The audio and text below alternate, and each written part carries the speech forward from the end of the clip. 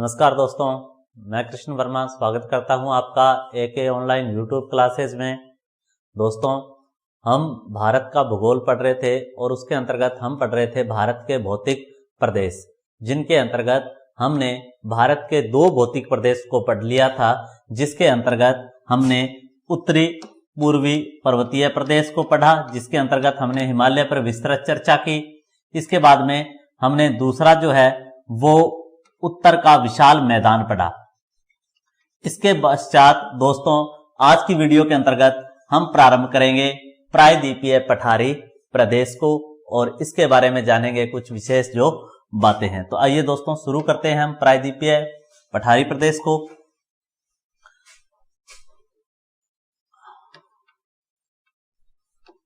प्रायद्वीपीय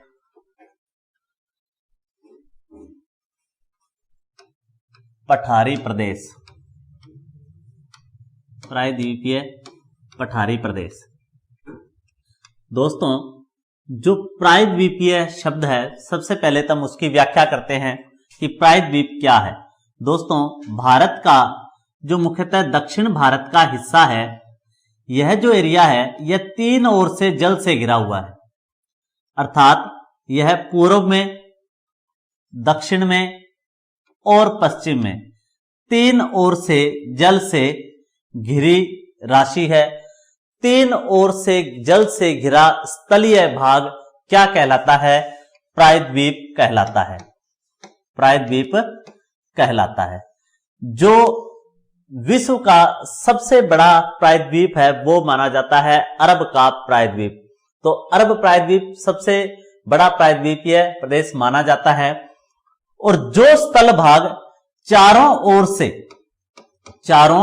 ओर से जल से घिरा हो उसे हम कहते हैं दोस्तों द्वीप। उसे हम कहते हैं द्वीप। तो अर्थात यहां आपको इतनी बात समझ में आ गई होगी कि हम किस क्षेत्र की बात कर रहे हैं। इस दक्षिण प्रायद्वीपीय प्रदेश की बात कर रहे हैं, जो तीन ओर से हिंद महासागर के जल से घिरा हुआ है, जिसके पूर्व का जल कहलाता है बंगाल की खाड़ी और पश्चिम में इस हिंद महासागर के भाग को कहते हैं अरब सागर। तो हम प्रारंभ करते हैं हमारी चर्चा को आज प्रायद्वीपीय पठारी प्रदेश से। तो प्रायद्वीपीय पठारी जो प्रदेश है, इससे संबंधित अगर हम बात करें कि महत्वपूर्ण जो क्षेत्र है वो इसके अंतर्गत कौन से आते हैं, क्या इसकी विशेषताएं हैं, तो सबसे पहले हम बात करें कि इसके अंतर्गत जो भारत का कुल क्षेत्रफल है उसके अकॉर्डिंग ये जो क्षेत्र है वो लगभग 16 लाख वर्ग किलोमीटर में विस्तृत है। 16 लाख वर्ग किलोमीटर में विस्तृत है। इस आधार पर यह भारत का सबसे विस्तृत, सर्वाधिक फैलाव वाला, सबसे विस्तृत भौतिक प्रदेश है। सबसे विस्तृत भौतिक प्रदेश है। भारत का सबसे विस्तृत भौतिक प्रदेश कौन सा है? प्रायद्वीपीय पठारी प्रदेश। दूसरी जो इसकी सबसे महत्वपूर्ण विशेषता है वो है दोस्तों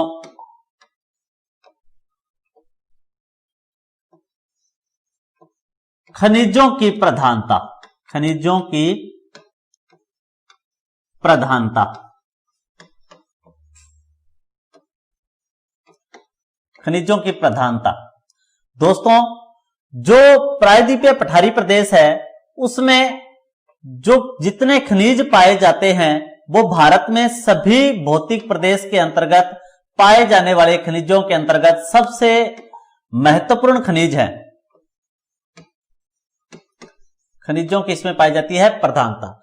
इसके अंतर्गत महत्वपूर्ण खनिजों में हम बात करें तो कोयला है, एल्यूमिनियम है, लोहा है, ये महत्वपूर्ण ऐसे खनिज हैं। साथ ही बात करें सोना, जो बहुमूल्य भारत के धात्विक खनिज हैं और ऊर्जा के जो खनिज हैं वो इसमें प्रधान रूप से पाए जाते हैं। इसीलिए इसे खनिजों की दृष्टि से संपन्न भौतिक प्रदेश माना जाता है। सर्वाधिक खनिजों में संपन्नता है। जबकि हमने कल बात की थी कि कृषि जो है उसके अंतर्गत सर्वाधिक संपन्नता जो है वो उत्तर के विशाल मैदान में पाई जाती है, सर्वाधिक कृषि उसी में होती है, इसीलिए सर्वाधिक जनसंख्या भी उत्तर के विशाल मैदान में पाई जाती है। उसकी अपेक्षा यहां खनिजों में क्या है, प्रधानता है, अधिक जो खनिज है यहां पर पाए जाते हैं। नेक्स्ट जो है हम विशेषता की इसकी बात करें तो नेक्स्ट इसकी महत्वपूर्ण जो विशेषता है वो है दोस्तों कि इसका जो आकार है वह है दोस्तों त्रिभुजाकार। इसका जो आकार है वो है त्रिभुजाकार रूप में भारत के दक्षिण में फैला हुआ है, जिसकी हम पहले भी बात कर चुके हैं। ये आकार है अर्थात त्रिभुजाकार रूप में फैला हुआ है। चौथी महत्वपूर्ण बात करें तो यह जो अवशेष है यह गोंडवाना लैंड चट्टानों का अवशेष है। गोंडवाना लैंड चट्टानों का अवशेष है। तो प्रायद्वीपीय पठार में किस प्रकार की चट्टानें पाई जाती हैं? गोंडवाना लैंड चट्टानें पाई जाती हैं। जैसा कि हमने बात की थी कि जो राजस्थान की अरावली है उस अरावली में भी गोंडवाना लैंड की चट्टानें पाई जाती हैं, जो विश्व की सबसे प्राचीनतम चट्टानें मानी जाती हैं। अर्थात इस आधार पर प्रायद्वीपीय पठारी प्रदेश भारत का सबसे प्राचीन भौतिक प्रदेश है। सबसे प्राचीन भौतिक प्रदेश है। तो प्रायद्वीपीय पठार भारत का सबसे प्राचीन भौतिक प्रदेश भी है। किस आधार पर? क्योंकि यह गोंडवाना लैंड चट्टानों का अवशेष है। हम प्रायद्वीपीय पठार के साथ साथ में पूरा प्रायद्वीपीय पठार, इसके अलावा बात करें हम तो राजस्थान में फैली अरावली और जो मेघालय की पहाड़ियां हैं, गारो, खासी व जयंतियां, ये सब जो हैं वो प्रायद्वीपीय पठार का भाग माने जाते हैं। इस आधार पर इसका फैलाव भी अधिक है, इसीलिए हमने लिखा भारत का सबसे विस्तृत भौतिक प्रदेश कौन सा है? तो सबसे विस्तृत भौतिक प्रदेश है प्रायद्वीपीय पठारी प्रदेश। अब गोंडवाना लैंड चट्टानों से बना है दोस्तों, इसीलिए हम कह सकते हैं कि भारत का सबसे कठोर भौतिक प्रदेश कौन सा है? तो भारत का सबसे कठोर भौतिक प्रदेश है वो है प्रायद्वीपीय पठारी प्रदेश। सबसे कठोर भौतिक प्रदेश है भारत का। नेक्स्ट हम बात करें प्रायद्वीपीय पठार पर।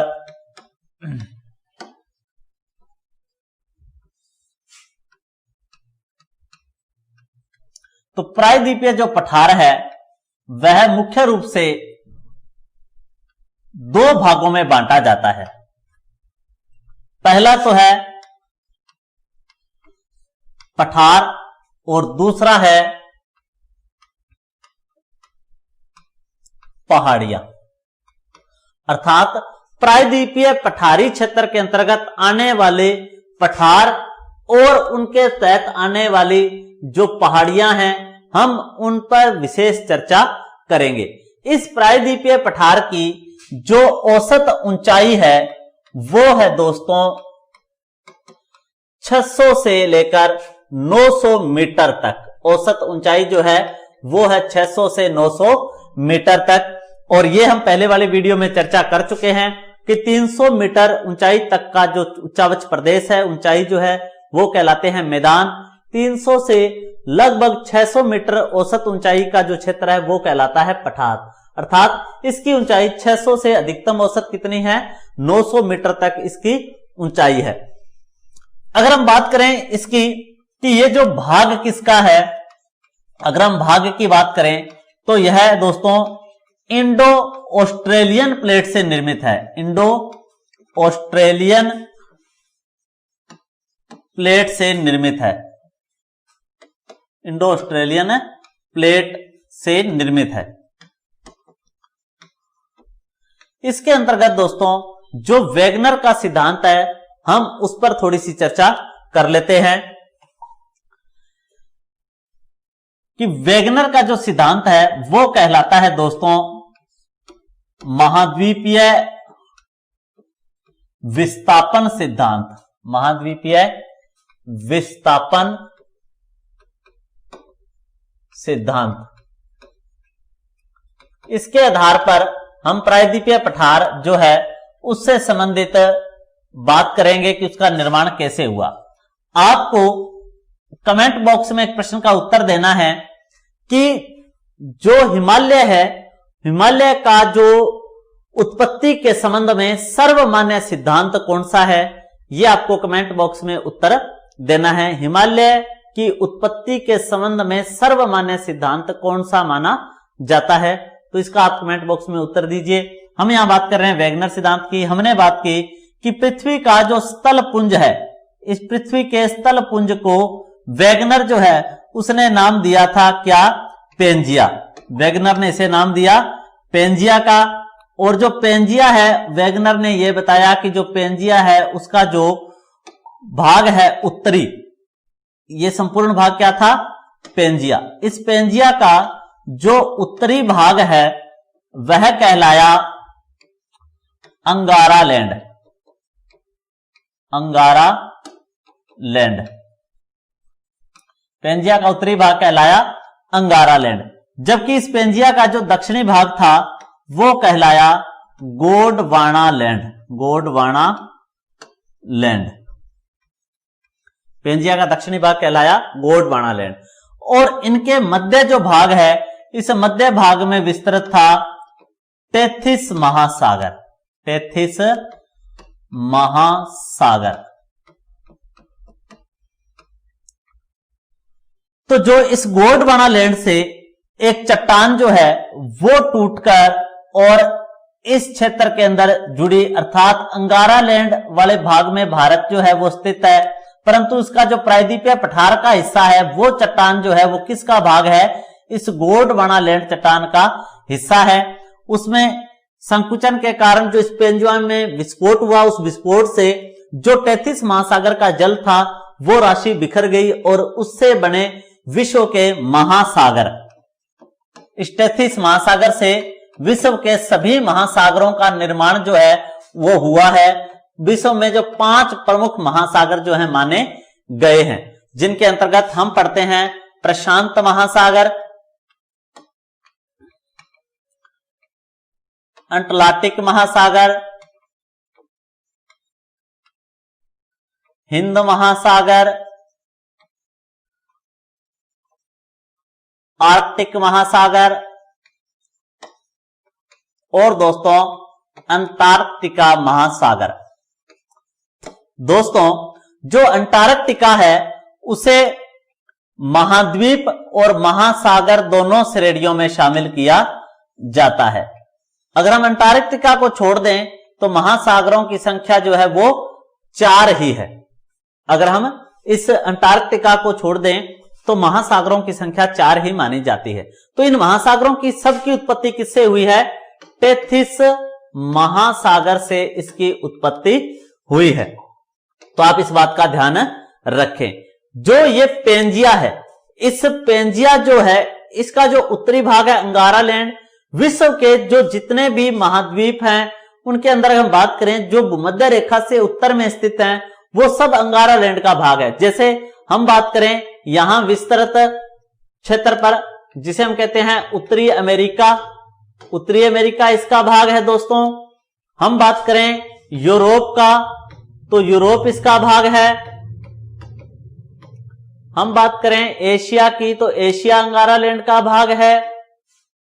महासागरों में बात करें हम तो उत्तरी प्रशांत महासागर और उत्तरी अटलांटिक महासागर, वो भी किसके अंतर्गत आते हैं?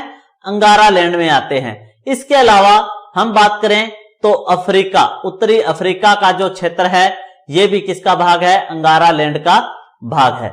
अगर हम दक्षिणी की बात करें तो दक्षिण में थे जो वर्तमान में महाद्वीप हैं वो किसका अवशेष है? गोंडवाना लैंड का, जिसके अंतर्गत आता है दक्षिण अमेरिका,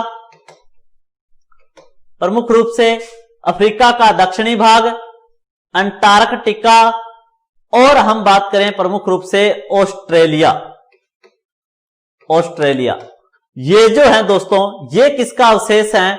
तो आप इसका ध्यान रखें कि दक्षिण अमेरिका, अंटार्कटिका, अफ्रीका का दक्षिणी भाग और ऑस्ट्रेलिया जो है, इसके अलावा दक्षिणी प्रशांत महासागर और दक्षिणी अटलांटिक महासागर, ये किसका अवशेष माने जाते हैं? ये गोंडवाना लैंड का अवशेष माने जाते हैं। तो जो प्रायद्वीपीय पठार अगर आपसे पूछे कि वह किस प्लेट का हिस्सा है इसकी बात हम वर्ल्ड ज्योग्राफी में करेंगे इस सिद्धांत को प्रमुख रूप से। यहां सिर्फ हम इतनी बात करें कि यह प्रायद्वीपीय पठार जो है किस प्लेट का हिस्सा है, तो आपको याद रखना है दोस्तों, इंडो ऑस्ट्रेलियन प्लेट का भाग है। इंडो ऑस्ट्रेलियन अर्थात भारतीय व जो ऑस्ट्रेलियन प्लेट है उन दोनों के टकराने से किसका उत्पत्ति हुई है, प्रायद्वीपीय पठार की उत्पत्ति हुई है, इसलिए इसे इंडो ऑस्ट्रेलियन प्लेट का भाग माना जाता है। नेक्स्ट हम इस क्षेत्र के अंतर्गत प्रायद्वीपीय पठार में आने वाले पठारों पर बात करते हैं कि प्रायद्वीपीय जो पठारी क्षेत्र है वहां कौन कौन से पठार हैं। मैं उत्तर से दक्षिण क्रम के अनुसार इनका वर्णन करूंगा, साथ ही आपको पूर्व से पश्चिम भी इन पठारों का पता चलेगा। कई बार क्या होता है दोस्तों कि हमें ऑप्शन के आधार पर 4 पठार दे दिए जाते हैं, जैसे ऑप्शन में दे दिया हमें मालवा का पठार, बघेलखंड का पठार, हमें दे दिया दोस्तों दक्कन का पठार, हड़ौती का पठार, और आपसे पूछ लेते हैं कि इनका उत्तर से दक्षिण क्रम क्या होगा, या इसी प्रकार का कोई प्रश्न देकर पूछ ले पूर्व से पश्चिम क्रम क्या होगा, तो हम मैप के आधार पर इसको करेंगे। जो ज्योग्राफी है दोस्तों वो मैप के आधार पर ही सीखने की चीज है, तो हम इनको क्रम करेंगे ताकि हमारा किसी भी प्रकार से कोई प्रश्न जो है वो गलत ना हो। साथ ही इनकी अगर कोई महत्वपूर्ण विशेषता है पठारों की तो उसको भी हम साथ करेंगे। इसके बाद में हम जो इस प्रायद्वीपीय पठार का जो दूसरा पार्ट है, प्रायद्वीपीय पठारी प्रदेश की जो पहाड़ियां हैं, फिर हम उन पर चर्चा करेंगे। तो आइए चर्चा को हम शुरू करते हैं पठारों से, और हम बात कर रहे हैं यहां पर सबसे पहले पठार।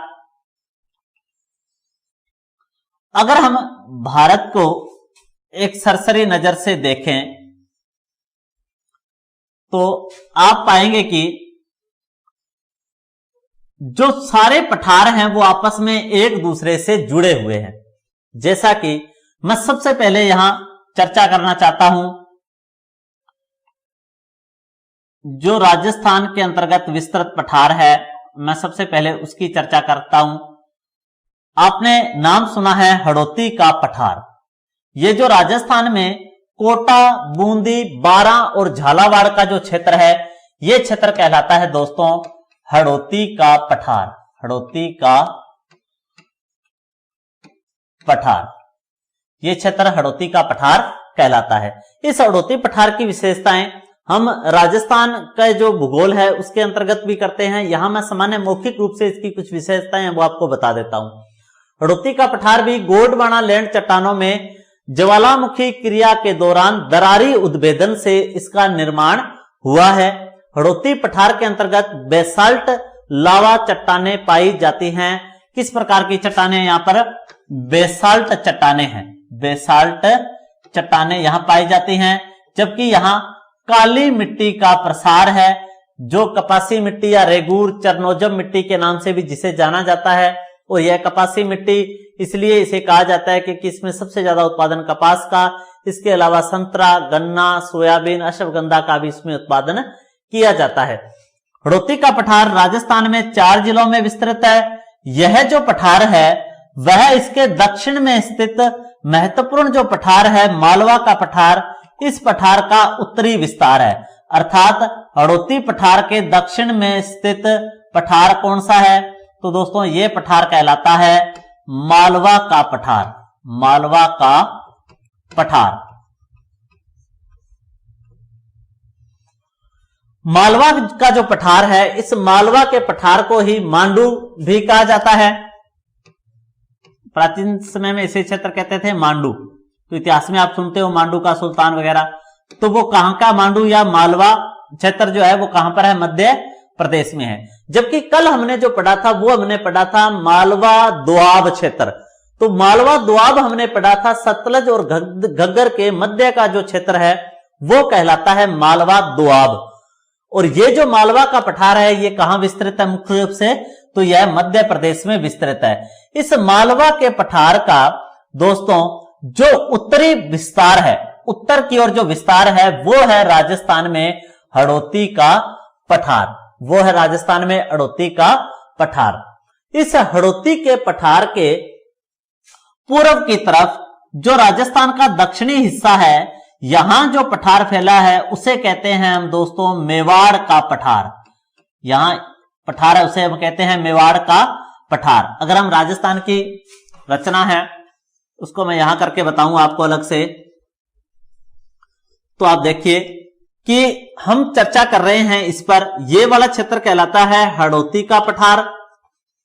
हड़ौती के पठार के पश्चिम की तरफ जो उदयपुर संभाग वाला क्षेत्र है, ये वाला एरिया जिसे प्राचीन काल में हम कहते थे मेवाड़ रियासत, यह कहलाता है दोस्तों मेवाड़ का पठार। जो आबू का पठार, उड़िया का पठार या जो मेसा का पठार या लसाड़िया का पठार जो है वो सारे किसके अंतर्गत आ जाते हैं? मेवाड़ के पठार के अंतर्गत आ जाते हैं। तो हमने मेवाड़ का पठार जो है वो राजस्थान का दक्षिणी क्षेत्र में है। इसके पूर्व में है हड़ौती का पठार। हड़ौती के पठार के दक्षिण में है मालवा का पठार। हड़ौती पठार के दक्षिण में जो है वो है मालवा का पठार। इस मालवा के पठार के दोस्तों दो भाग हैं। एक तो है इसका उत्तरी क्षेत्र, एक है इसका दक्षिणी क्षेत्र। इस मालवा पठार के दो भाग हैं, एक है उत्तरी भाग और एक है दक्षिणी भाग। हम पहले बात करते हैं उत्तरी भाग। जो मालवा पठार का उत्तरी हिस्सा है वो कहलाता है दोस्तों बुंदेलखंड का पठार। बुंदेलखंड का पठार। बुंदेलखंड का पठार जो मुख्य रूप से दोस्तों यूपी और एमपी की सीमा पर विस्तृत है, उत्तर प्रदेश और मध्य प्रदेश की सीमा पर विस्तृत है। इस मालवा पठार का ही जो दक्षिणी भाग है वह कहलाता है दोस्तों बघेलखंड का पठार। बघेलखंड का पठार। और ये जो बघेलखंड का पठार है ये प्रमुख रूप से दोस्तों मध्य प्रदेश और इसके साथ छत्तीसगढ़ में विस्तृत है। छत्तीसगढ़ में विस्तृत है। तो आप यहां ध्यान रखें, जो मालवा पठार का उत्तरी हिस्सा है वो कहलाता है बुंदेलखंड का पठार, मुख्य रूप से यूपी और एमपी की सीमा पर विस्तृत है। और इस मालवा पठार का जो दक्षिणी भाग है वो कहलाता है बघेलखंड का पठार, जो मध्य प्रदेश और छत्तीसगढ़ में विस्तृत है। इस मालवा पठार के बाद में हम इस मालवा पठार के दक्षिण के अंतर्गत जो पठार आता है उस पर चर्चा करें, जो भारत में सबसे महत्वपूर्ण पठारों के अंतर्गत आता है। तो उसकी अगर हम बात करें तो आप देखेंगे कि वह कौन सा पठार है। तो यहां हम बात करने वाले हैं प्रमुख रूप से दक्कन ट्रैप की, दक्कन का पठार। तो अगर मैं ये वाला क्षेत्र महाराष्ट्र, मध्य प्रदेश का दक्षिणी हिस्सा और कर्नाटक का उत्तरी क्षेत्र, इस पर अगर बात करूं तो यह क्षेत्र कहलाता है भारत में दक्कन का पठार। दक्कन का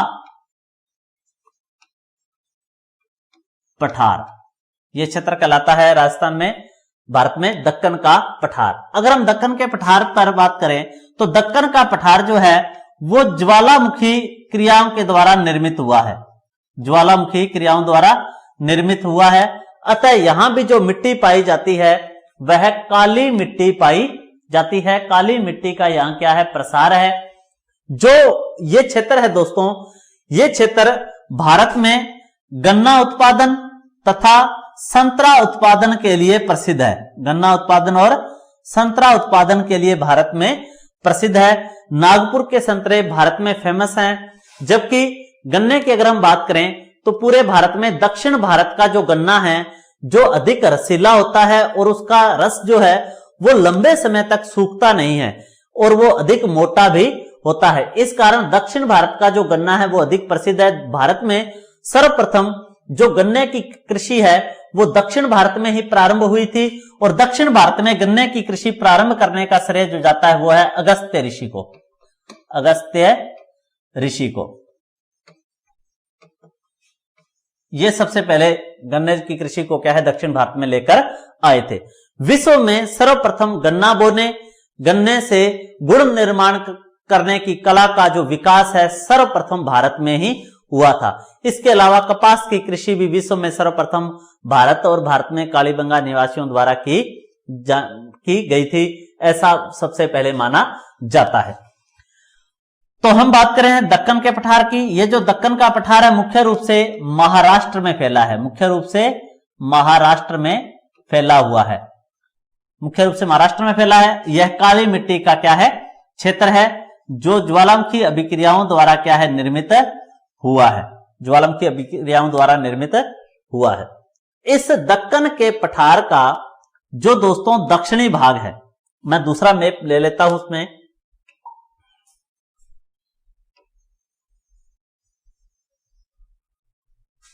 मैं इतना ही मैप बना रहा हूं, आप समझ जाना। हमने सबसे पहले बात की थी इधर मेवाड़ पठार की।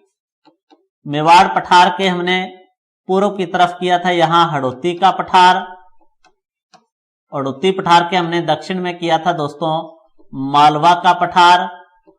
उसके अंतर्गत हमने किया था उत्तरी भाग बुंदेलखंड और दक्षिणी भाग हमने किया था बघेलखंड। उसके बाद हमने दोस्तों मालवा के दक्षिण में किया था दक्कन का पठार। इस दक्कन के पठार का जो दोस्तों दक्षिणी भाग है वो कहलाता है दोस्तों मैसूर का पठार। मैसूर का पठार ये प्रमुख रूप से दोस्तों कर्नाटक में फैला है। प्रमुख रूप से कहां फैला हुआ है, कर्नाटक में फैला हुआ है। तो मैसूर का जो पठार है वो प्रमुख रूप से कर्नाटक में फैला है। ये जो क्षेत्र है दोस्तों ये भारत में लौह उत्पादन और बॉक्साइट उत्पादन के लिए प्रसिद्ध है। जो दोस्तों बॉक्साइट खनिज है उस बॉक्साइट खनिज से हम एल्यूमिनियम प्राप्त करते हैं, अर्थात जो एल्यूमिनियम का अयस्क होता है वो कहलाता है दोस्तों बॉक्साइट। बॉक्साइट से ही एल्यूमिनियम प्राप्त किया जाता है। तो लोहे और एल्यूमिनियम के इस क्षेत्र में पर्याप्त भंडार जो है वो देखने को मिलते हैं। इसके पश्चात हम बात करें दोस्तों तो इस मैसूर पठार का जो पूर्वी भाग है ये यहां जो पठार विस्तृत है इसे कहते हैं दोस्तों तेलंगाना का पठार। तेलंगाना का पठार, तेलंगाना का पठार मुख्य रूप से तेलंगाना जिले में है। मुख्य रूप से तेलंगाना जिले में है और ये पहले आंध्र प्रदेश का भाग था, तो पहले आंध्र प्रदेश के अंतर्गत आता था। वर्तमान आंध्र प्रदेश से अलग होकर तेलंगाना जो भारत का जो है अलग राज्य बन गया है, जो 2 जून को ये राज्य बना 2014 को। और यह जनसंख्या और हम बात करें क्षेत्रफल दोनों ही दृष्टि से भारत में 12वें स्थान पर है। जनसंख्या और क्षेत्रफल दोनों ही दृष्टि से भारत में 12वें स्थान पर है। पहला जो यहाँ के राज्यपाल हैं वो बने थे ESL नरसिम्हन और जो प्रथम यहाँ के मुख्यमंत्री हैं वो बने थे चंद्रशेखर राव। चंद्रशेखर राव, चंद्रशेखर राव। तो हम बात कर रहे हैं तेलंगाना के पठार की। तेलंगाना का जो पठार है वो प्रमुख रूप से कहां फैला हुआ है, इस मैसूर के पठार के पूर्व में तेलंगाना का पठार विस्तृत है। इस तेलंगाना के पठार का जो दोस्तों उत्तरी क्षेत्र है ये क्षेत्र कहलाता है दोस्तों दंडकारण्य का पठार। दंडकारण्य का पठार, दंडकारण्य का जो पठार है दोस्तों यह प्रमुख रूप से जो फैला हुआ है ये फैला है छत्तीसगढ़ और पश्चिमी ओडिशा क्षेत्र में। छत्तीसगढ़ और ओडिशा क्षेत्र के अंतर्गत फैला हुआ है। इस दंडकारण्य के पठार को ही दोस्तों बस्तर का पठार भी कहा जाता है। बस्तर का पठार भी कहा जाता है।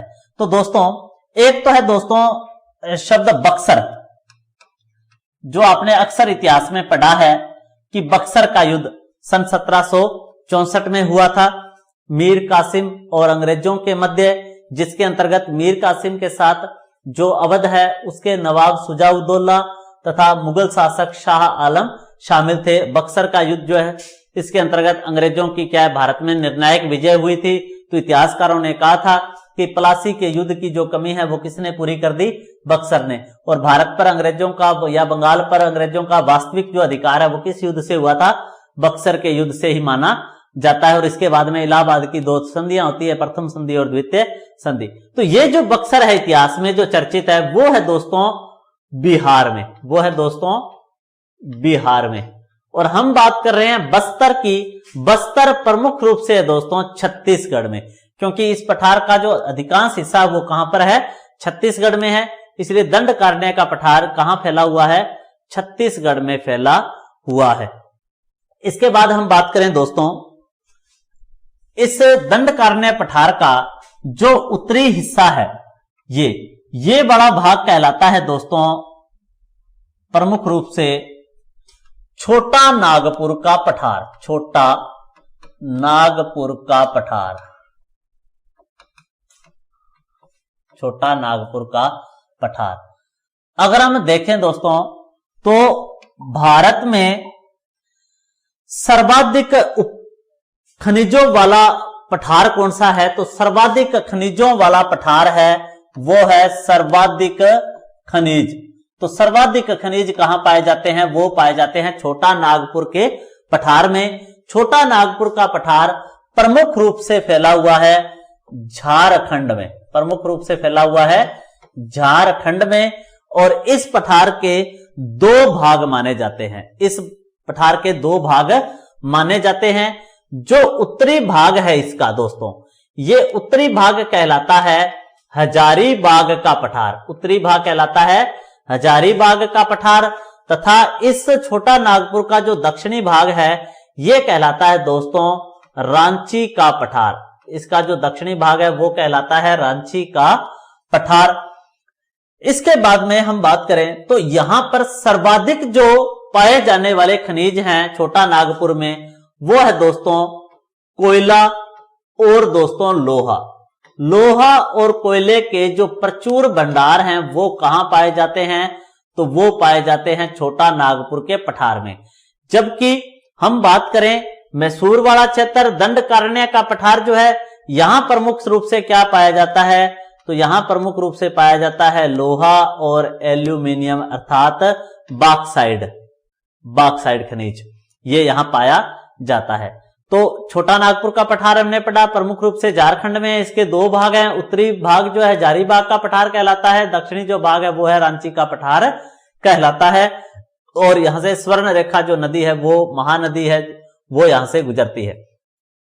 इसके बाद हम बात करें तो